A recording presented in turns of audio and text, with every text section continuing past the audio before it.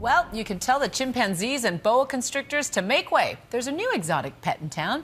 It's no secret that Americans share a roof with unusual animals, and tonight we explore the fine line between wild and tame. Is it possible to breed the savage out of the beast?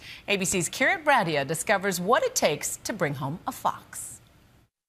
Yes. Meet Aphonia the fox.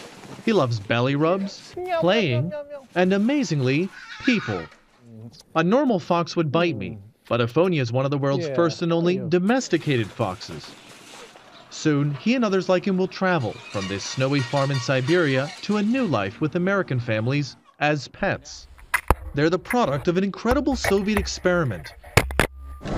To see these animals for ourselves, we traveled to the Russian city of Novosibirsk with exotic animal importer Mitchell Kalmanson and veterinarian Renee Baker. Ah, look at this one.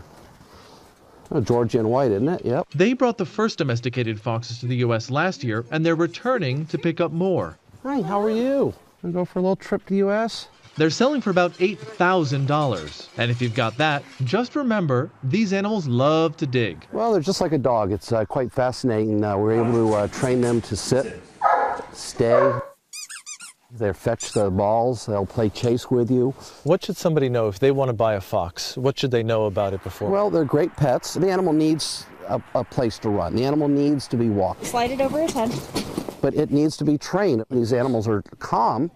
They're domesticated, but they don't know. It's just natural behaviors being reinforced. They're not socialized. They haven't been socialized. That's right. That's because they've spent their entire life in a cage. While these foxes like to be with people, they don't really know how. Still, it's easy to forget that not too long ago, this was a wild animal. Look how pretty. You're so soft. It all began when Soviet scientists wanted to study how wolves turn into dogs. They tried to replicate that evolution with foxes. They selected only the least aggressive foxes for mating, and after just a few generations, they observed something incredible. These natural hunters became less fearful of humans. Eventually, they began to show affection. These animals are not trained. They're now genetically tame. Their appearance has changed too. Their legs are shorter, and some even wag their tails. You can fall asleep on the couch watching TV with a fox next to you. It won't hurt you. On this trip, they're transporting 2 foxes. They're placed in specially designed cages with water and food trays for the long plane ride. Domestic fox. At the airport, they draw some curious looks. Pretty soon, they're the center of attention.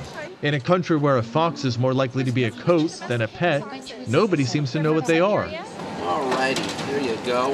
Finally, after lots of paperwork and a final check from the vets, they're on their way, headed to a home near you. Thank you.